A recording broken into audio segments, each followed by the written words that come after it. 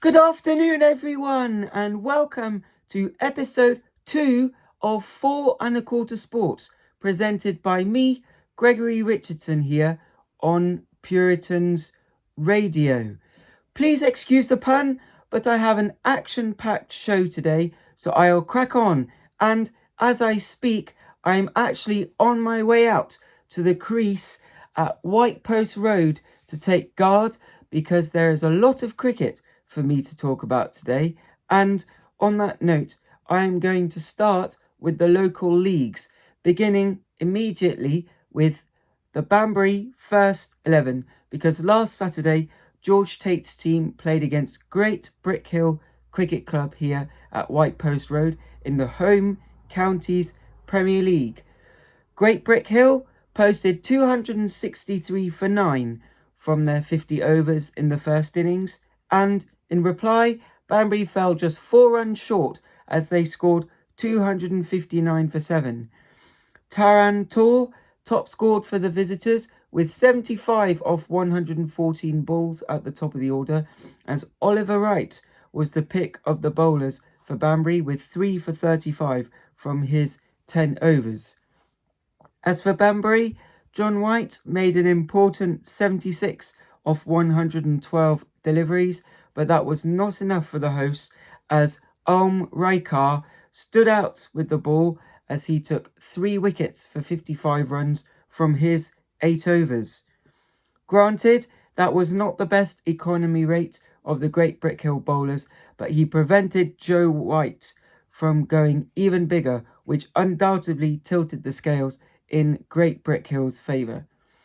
The result means that Great Brickhill are 6th ahead of this weekend's matches, and Banbury are in 4th after 4 of the scheduled 18 matches have been played.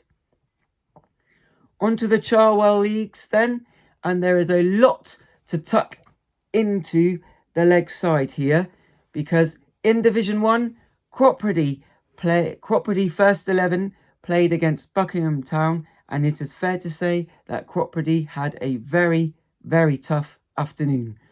Bowled out for just 70, they were then up against it, and Buckingham Town chased that down with relative ease as they made 73 for 3 inside 20 overs to win that match by 7 wickets. Consequently, Cropredy have dropped down to 7th in the table. Sticking with Division 1 then, and Banbury Cricket Club second 11 played against Aston Rowant Cricket Club second 11, and Aston Rowant won by -1 run, which very much bemuses me, but there we go, that was the published result, which means that Banbury's second 11 are in 5th before the 5th round of matches is played tomorrow. Moving on to Division 2 of the Charwell League, and Brackley's first 11 was in action against Tiddington Firsts last Saturday, a match which Tiddington won comfortably by 138 runs as they managed to defend 225 for 9 very easily, as Brackley was skittled for just 87 in reply. Moving down to Division 3A then, and Tetsworth batted first and were bowled out for exactly 200, and Banbury's third string team played very well to knock off that total by scoring 202 for 6 to win by 4 wickets, although, funnily enough, the only half century of the match was made by Tetsworth skipper Kamlesh Ukada, who scored 62 off 115 balls. So, well played to him despite his team's narrow defeat. Also in Division 3A is the Cropredy second 11, and they were bowled out for 149 in the 49th over, but Buckingham Town managed only 143 for 9 in reply, meaning that the Cropredy second 11 won by 6 runs. As for the table, Banbury's third 11 sit in 6th place, with the Cropredy side trailing just behind them in 7th place. Time to move down to Division 3B then, where Sandford St Martin seem to be having a tough time of it at the moment after being close to promotion last season. Batting first, Stephen Dobson's team were bowled out for 86 after 35 overs. Hanborough, the opposition on Saturday, responded by scoring just 90 for 4 in the second innings to chase down the target in the 26th over as the hosts won that one comfortably by 6 wickets. Well done to B. Halsey for taking 4 for 14 in a masterful bowling performance. Sticking with Division 3B for now, and Abingdon Vale Cricket Club First 11 played against Shipton under Wychwood Cricket Club First 11. Abingdon Vale won by 147 runs as Shipton under Wychwood never got going in reply to Abingdon's 219 for 8. I've got one final result to tell you about from Division 3B because Oxenford beat Hook Norton by 309 runs. Onto the table then, and Abingdon Vale are in 3rd, Sandford St Martin are in 9th, and Hook Norton are in 10th. In Division 4A, Wolvercott's second 11 beat Middleton Cheney's first 11 by 67 runs, leaving Middleton Cheney in 7th place in the table with some catching up to do as the season goes on. In Division 4B, Chipping Norton's first 11 made 259 all out in 50 overs against Stanton Harcourt's first 11. In reply, Stanton Harcourt managed only 164 all out, with Malhorter shining for Chipping Norton with 53 off 40 balls there. The result means that Chipping Norton are now in 5th place in the table. Now, finally, I've reached Division 5B, where a game between Sandford St Martin's second 11 and Hawley Oxen's first 11 took place, and it must have been pleasing for Sandford St Martin to see their second 11 triumph by 68 runs in that match. And staying with Division 5B then, and Marston St Lawrence first 11 played against the Kidlington first 11.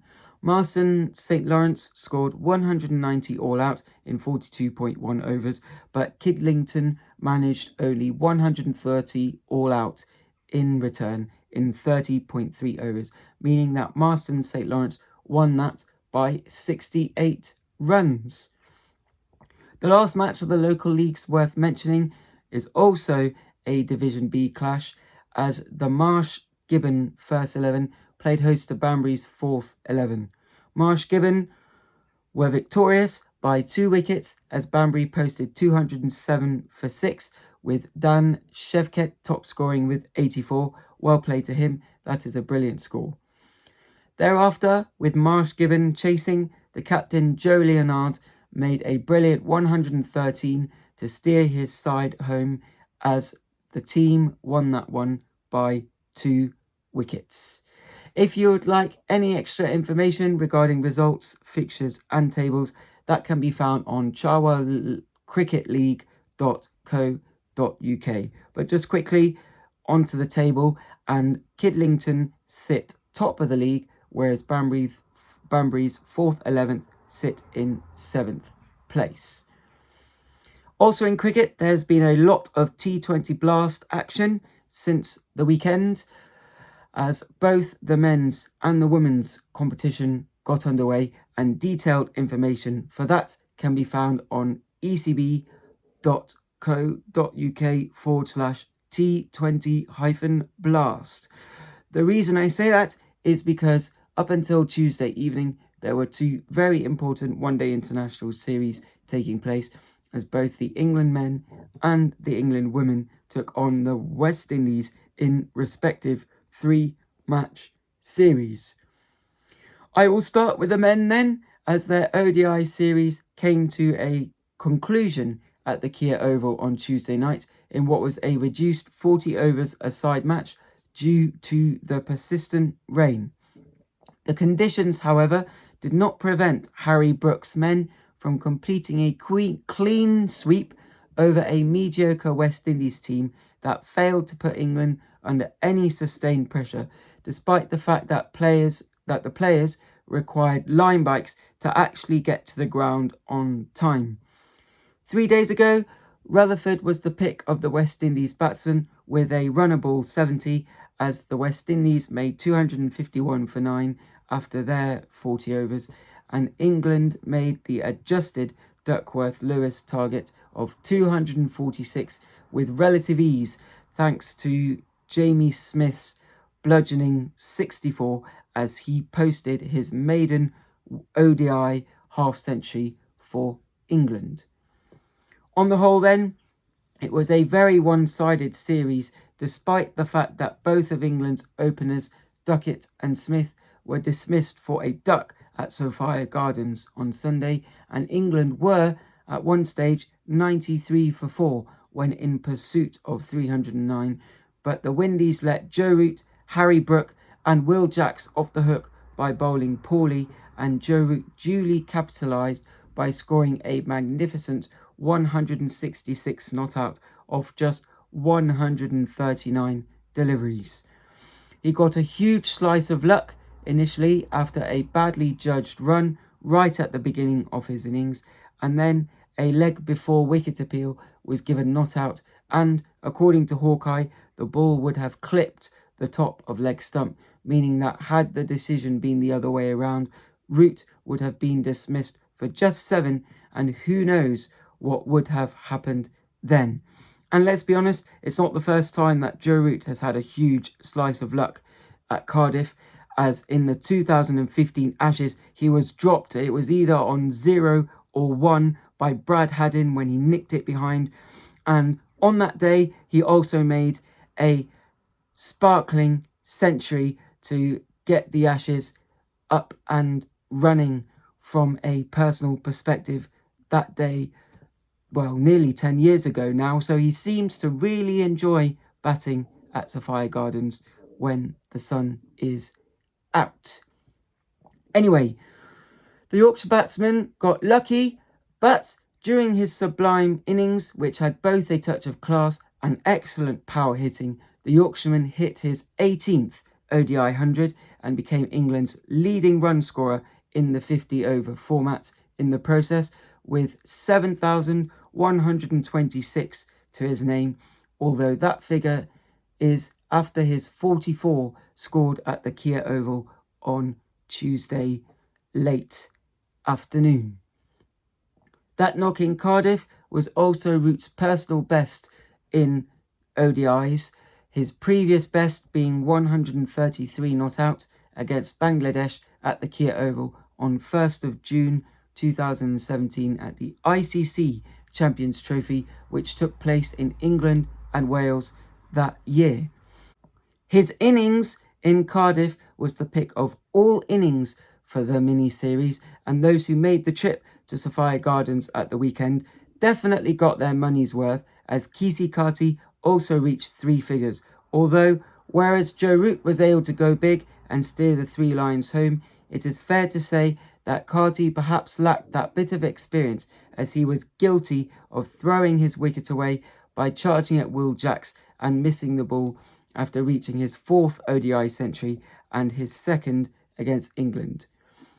Jos Buttler did the rest with the gloves, and had the West Indians stayed at the crease and scored another 25 to 30 runs or so, the game might just about have been out of England's reach, as it was very close at the end, as Joe Root hit the winning boundary with just 7 balls to spare to enable England to win by 3 wickets.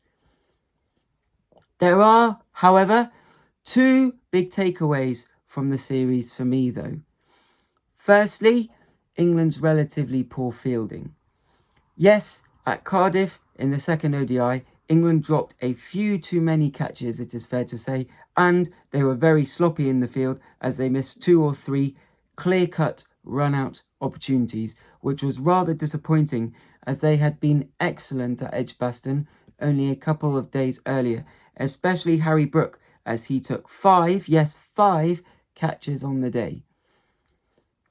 The other one is the coach's dilemma after Jacob Bethel's magnificent 82 in the opening match of the series in Warwickshire, although he did not back that performance up at Cardiff. Despite the selectors and coaches adding him to the squad for the first test against India just yesterday.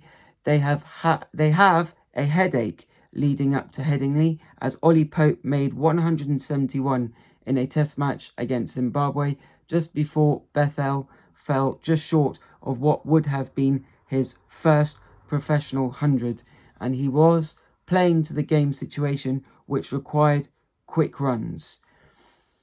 Once again though, as I briefly alluded to before, Ollie Pope is more experienced at test level, but he also has knowledge of the threat that India's attack will offer. Therefore, despite what might happen for me, Ollie Pope should still be penciled in at number 3 come the first toss of the series at Headingley in 2 weeks' time. Anyway, congratulations to Harry Brook for getting off to an unbeaten start as the new ODI captain. Although there is one more white ball series to follow before the test matches get underway, as 3 T20 internationals will also be played against the West Indies between now and then. And in fact, I'm delighted to be able to tell you that the first of those T20 matches starts at 6:30 p.m. tonight at Chester Street in Durham. The second of those matches is at the Seat Unique Stadium in Bristol on Saturday, starting at 2:30 p.m. And the final match of the series is on Tuesday, 10th June, at the Ageas Bowl in Southampton, with that one also starting at 6:30 p.m. and also finishing under the lights. England's squad for those matches is as follows: Harry Brook, Tom Banton, Joss Butler, Ben Duckett, Phil Salt, Jacob Bethel, Bryden Cast, Liam Dawson, Will Jacks, Jamie Overton, Rehan Ahmed, Saqib Mahmood, Matthew Potts, Adil Rashid and Luke Wood. In the other dressing room, these players will line up for the West Indies, probably also on a rotational basis. Shai Hope, Johnson Charles, Ralston Chase, Matthew Ford, Shimron Hetmeyer, Jason Holder, Akhil Hossain, Azari Joseph, Brendan King, Evan Lewis, Gudakesh Moti, Royman Powell, Andre Russell, Shafane Rutherford, and last but not least, Romario Shepherd. And sticking with cricket for the time being, England's women have beaten the West Indies women in an ODI series with one match to spare. Last Friday, England's women won the first match of the series in Derby comfortably, as the West Indies managed only 237 in reply to England's 345 for 6. Both Tammy Beaumont and Amy Jones scored sparkling hundreds for the hosts in a 222-run opening partnership, which fell just 46 runs short of the record, which was set between Taylor and Atkins with a 268 opening wicket stand against South Africa on 8th August 2008. Nat Sever-Brunt also scored a half-century to propel the hosts to a fantastic total. Ultimately, though, it was Tammy Beaumont's 11th ODI century, and at the other end, it was also all smiles for Amy Jones, who posted her maiden ODI 100 as the Lionesses dominated the match with the bat in hand, which enabled England to get that score. And in the second innings, despite a 91-run first wicket stand between Hayley Matthews and Kiana Joseph, the visitors were unable to gather any momentum after the openers fell for 48 and 62 respectively. Aliyah Alain managed 44, but it was too much of an ask as England piled on the pressure in the field thanks to Lindsay Smith's 5 for 36 off her 10 overs with the ball. In the second ODI then, which took place on Wednesday afternoon at Upton Steel County Ground in Leicester, England pummeled their way to 366 for 6, falling just 12 runs short of their record score, very much thanks to Amy Jones's second successive ODI century, and in the process, the opener recorded her new highest score with 129 off 98 deliveries. Tammy Beaumont also played exceptionally well for 106, as she also posted her second consecutive 100, her 12th in ODIs. In reply then, the Windies managed only 223 as England won handsomely by 143 runs. And congratulations were in order for Kate Cross as she claimed her 100th ODI victim en route to victory. As for the T20s, the England and West Indies women completed their 3-match series prior to the one-day series currently taking place, and the Lionesses recorded a clean sweep in that series, so it is fair to say that Nat Sciver-Brunt's captaincy has got off to a flying start. There is, however, one more match to take place in the series, and that is tomorrow at the county ground in Taunton in Somerset at 11 a.m, and that will bring the series to a close. Just before I declare and walk back to the pavilion unbeaten here at White Post Road then, I would just like to add that Virat Kohli won the Indian Premier League, so the IPL, with Royal Challengers Bangalore. It is worth noting because England fans will not be able to see him in action this summer, but congratulations to him on his latest achievement within the game of cricket. Furthermore, Phil Salt, recently named in England's T20 squad, was part of that RCB team, so he will be able to bring some of his learnings over for the series which takes place against West Indies, which gets underway tonight as aforementioned. Anyway, that is it for today's cricket report, and it is time for me to head to the Rec in Bath ahead of a mouth-watering fixture taking place this evening in Rugby Union. And yes, welcome to Bath everyone, welcome. Just quickly, Gallagher Premiership's traditional Super Saturday took place last Saturday afternoon, and with 5 teams vying for 3 of the last semi-final spots, the potential for drama and heartbreak in equal measure was very high. However, as all of Leicester, Sale and Bristol won their respective matches, neither Saracens nor Gloucester were able to sneak into the top 4 on the final day, despite very impressive bonus point wins over Bath and Northampton respectively. Just quickly on the Saints then, it is the first time since the COVID-affected 2020-2021 season that they have failed to make the top 4, and improvements will very much be needed ahead of next season if they are going to be able to push for a semi-final spot this time next year. And on that note, just before I discuss the 2025 semi-finals, I would like to say a massive congratulations to Welsh player Thomas Williams, who was elected as Gallagher Premiership Player of the Season at the awards ceremony which took place on Tuesday night. Ultimately, it was thoroughly deserved as he shone for the Cherry and Whites all year. So well done to him, and good luck to him on the British and Irish Lions tour to Australia coming up soon as well. Anyway, back onto the semi-finals, and the first of those 2 matches takes place between first place Bath and fourth place Bristol Bears this evening here at the Rec at 7:45 p.m. when Christoph Ridley gets things underway in the middle.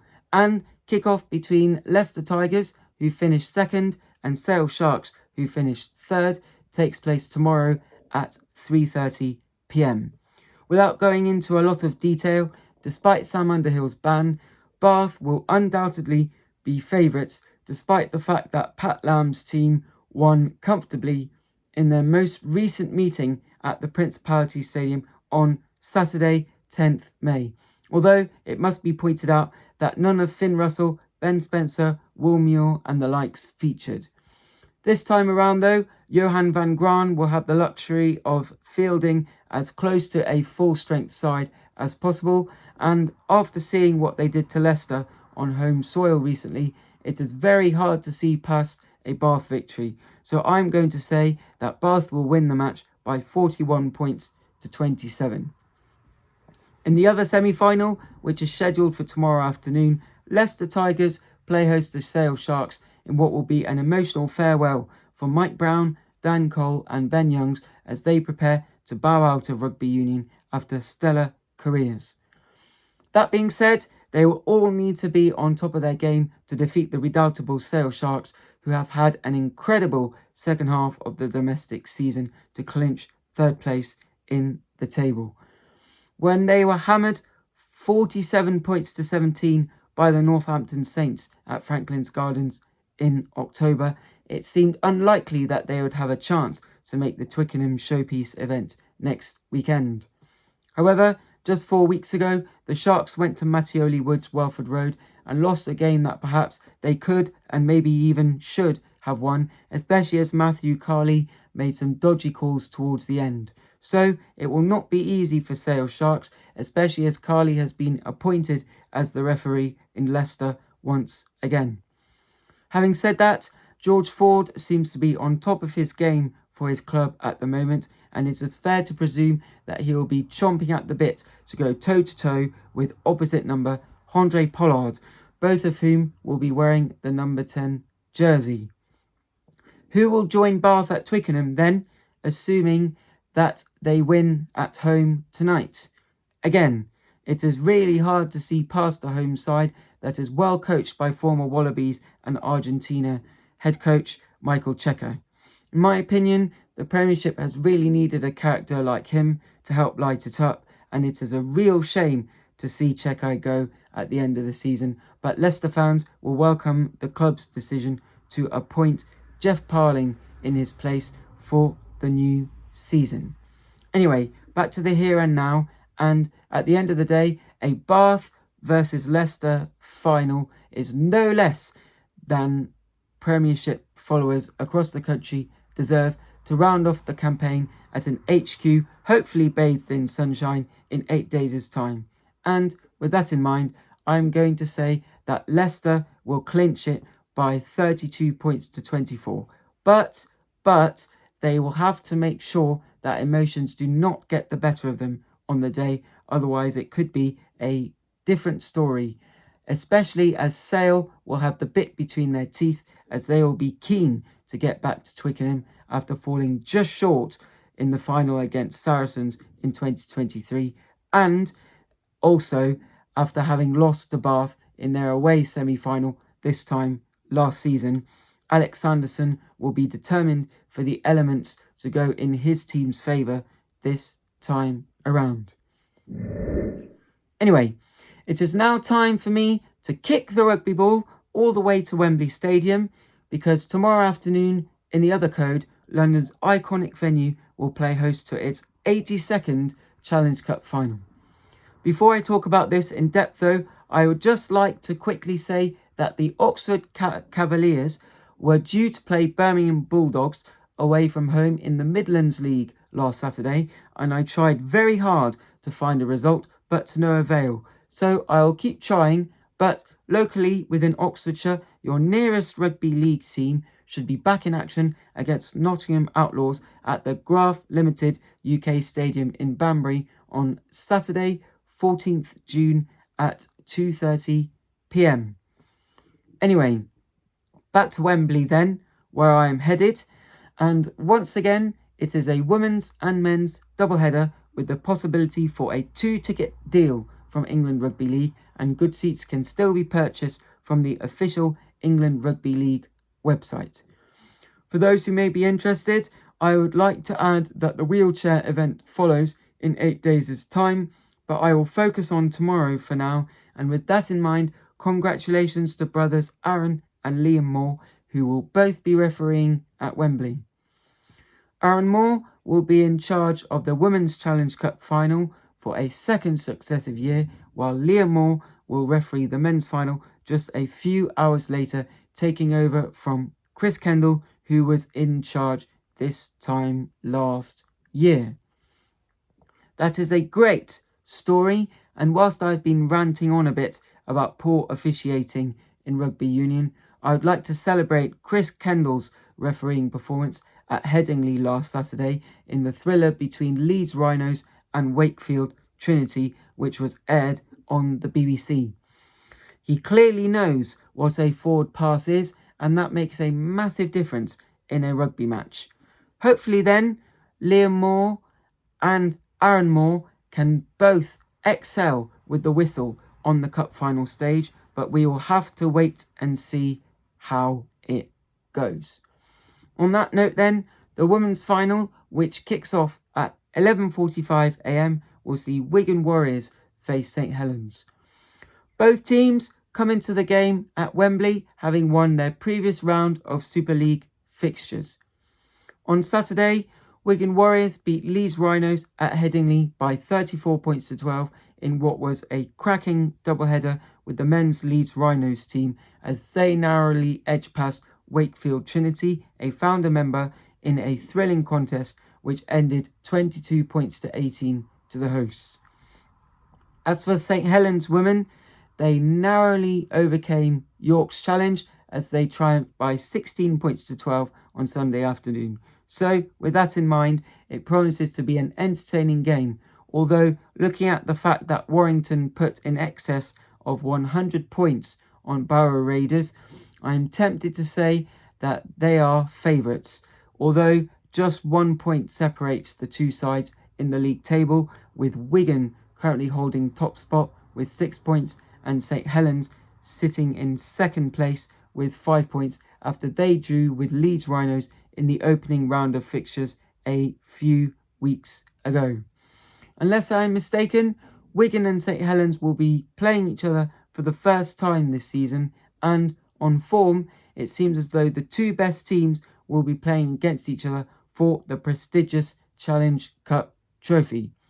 One thing is for certain, it promises to be a great final. However, looking at Wigan's scoring potential, I'm going to predict a 28 points to 20 victory for Wigan Warriors, although the amount of running rugby may very much depend on the amount of rain that falls, because a slippery ball will definitely be harder to control in the contact, and you must also bear in mind that handling skills become harder when it is wet. Moving on to the men's game then, which kicks off at 3 o'clock, and despite the brollies, this could very much be a final for the ages. Warrington Wolves will be seeking revenge after falling a long way short against Wigan Warriors this time last year at the same venue. Nonetheless, Sam Burgess's men are hunting down a 10th Challenge Cup victory tomorrow to go alongside the club's 3 Super League trophies.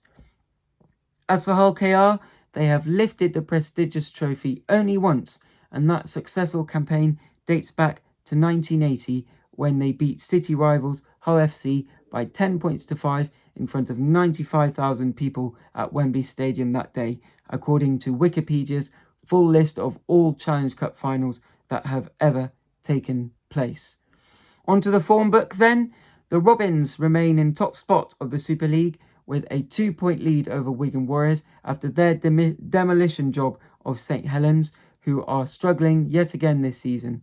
And as for Warrington, they climbed to 8th place in the league table after their 34 points to 24 victory against Castleford Tigers in round 13.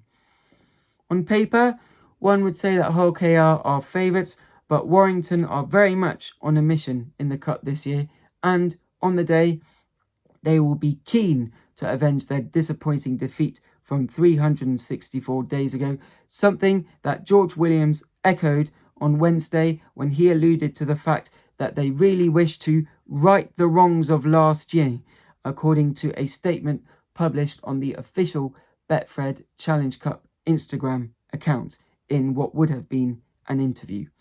So, that being said, in the Wembley rain, despite Warrington having had some injury problems of late, I think there will be enough there for Warrington to sneak it.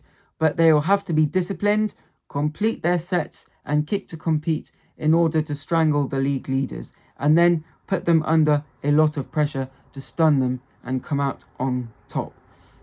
However, this cup final is uncharted territory for the Robins, and it is a one-off knockout game with a trophy at stake, and that can do all sorts of things to any team.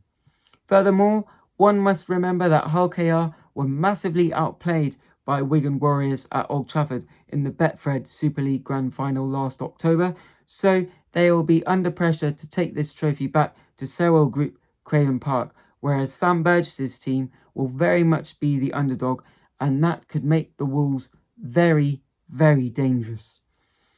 However the game goes, and whatever the result, I feel as though it will be a close encounter and that a late drop goal in potentially treacherous conditions could clinch it for the Primrose and Blue. So I will say 17 points to 16 to Warrington Wolves with a bit of drama at the end. I mean, ultimately, let's be honest, there's nothing better than drama in a final. And from Warrington's point of view, they will want it to be a much closer game than it was last year, at the very least. So they have got to be on the ball from the kickoff. Anyway, moving on, and it is time to change the shape of the ball from oval to round, because there was drama in the Women's UEFA Women's Nations League clash between Denmark and Wales last Friday night. For those who may have watched the Women's Nations League A matches last Friday night, there was a VAR scandal in Denmark in Group 4. Wales, if you remember, needed a victory to maintain any hopes of staying in the top flight, as Sweden and Italy played out a goalless draw, and Jess Fishlock rightly felt aggrieved when she did not get awarded a goal when the ball very clearly crossed the goal line. She said on social media that she knew how Frank Lampard felt after that England against Germany game from all those years ago.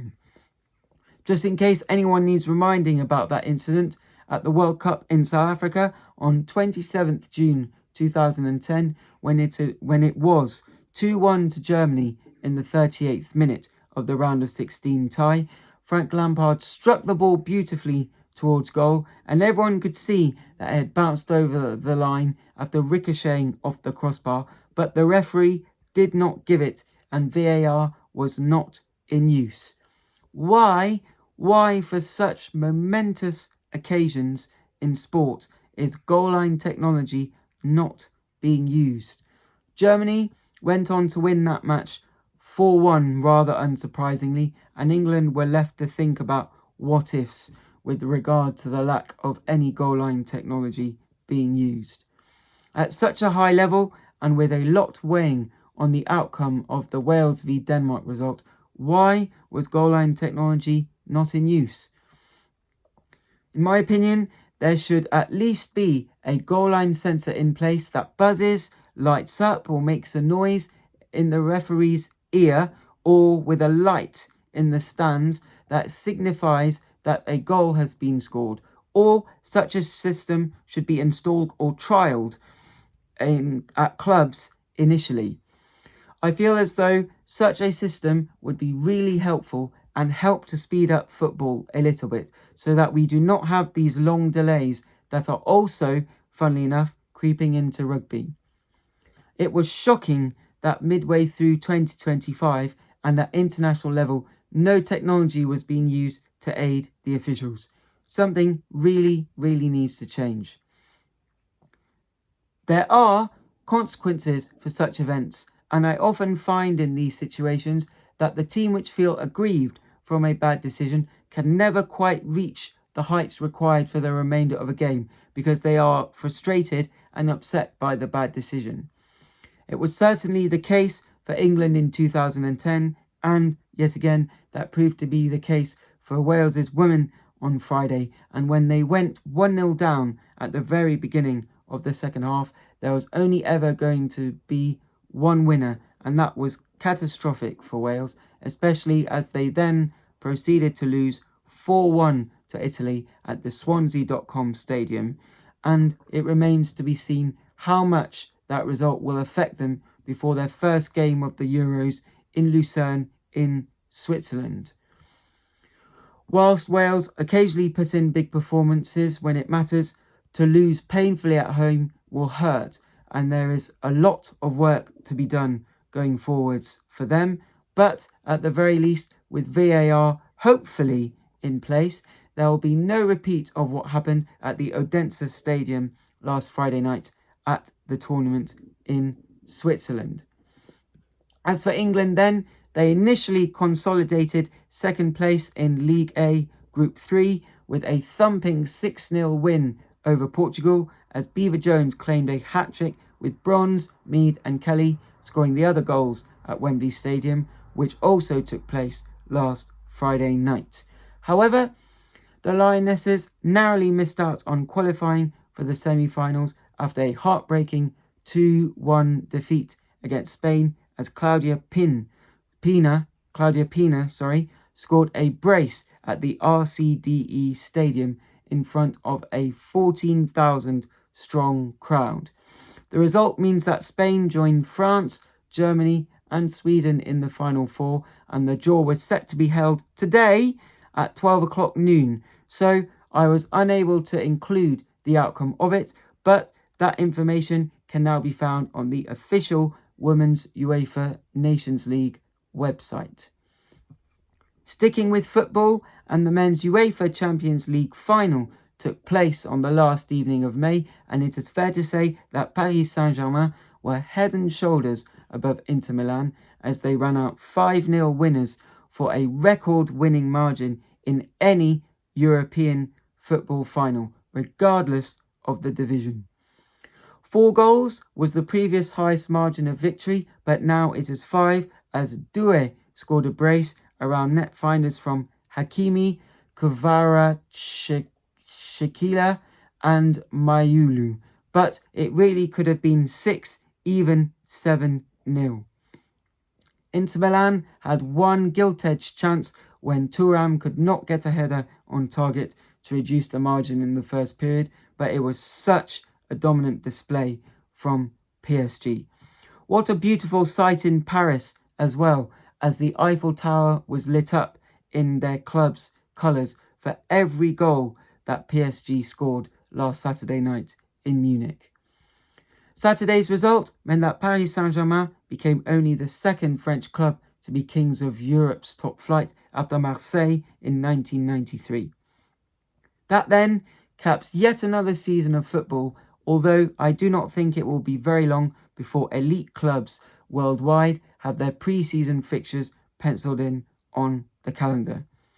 Sticking with Paris for just a moment, and Roland Garros comes to a close this weekend, so you might just like to keep an eye on what's going on there, just in case you might be interested. Just quickly back to football and pre-season then, because Banbury United fans can already start making plans to come and watch Banbury United here at Spencer Stadium, powered by Egg, next season, because just last week, in case you did not know already, or if you missed the update, 2025-2026 membership passes and season tickets are on sale and available to purchase on the Banbury United website. Simon Holyhead's men know of their pre-season opponents because the calendar has been announced, and here are some days, dates and times to add to your diaries. Firstly then, on Saturday 12th July at 3 p.m, Banbury United host Oxford City. Then on Tuesday 15th July at 7:45 p.m, Banbury United host Tamworth. On Saturday 19th July at 3 p.m, Banbury United host Hereford. On Tuesday 22nd July at 7:45 p.m, Banbury United travel to Easington Sports. On Saturday 26th July at 3 p.m, Banbury United host Solihull Moors. And last but not least, on Saturday 2nd August at 3 p.m, Banbury United host Gloucester City. Those, for now then, are your local Banbury United pre-season fixtures, with the official league fixtures yet to be announced, although I'm sure it will not be long before they are published. Now then, I'm more or less out of time, but just quickly before I finish, I will add that Belfast Champions Hockey League fixtures for the preliminary rounds have been released, and they are available on championshockeyleague.com if you would like to look at days, dates and times. Also, it was confirmed on Wednesday that Great Britain are going to play in Group A in Zurich at the Switzerland 2026 Ice Hockey World Championship, meaning that they will play the hosts at the Swiss Life Arena as I initially thought. Anyway, for now then, thank you very much for listening to me, Gregory Richardson, once again here on Puritans Radio. Have a great weekend. Try not to get too wet, though, whatever sport you might be involved with over the next 2 days. For now then, it is time for me to hand you back to Ian for the remainder of today's 007 Magazine Show Live. Take care and bye-bye.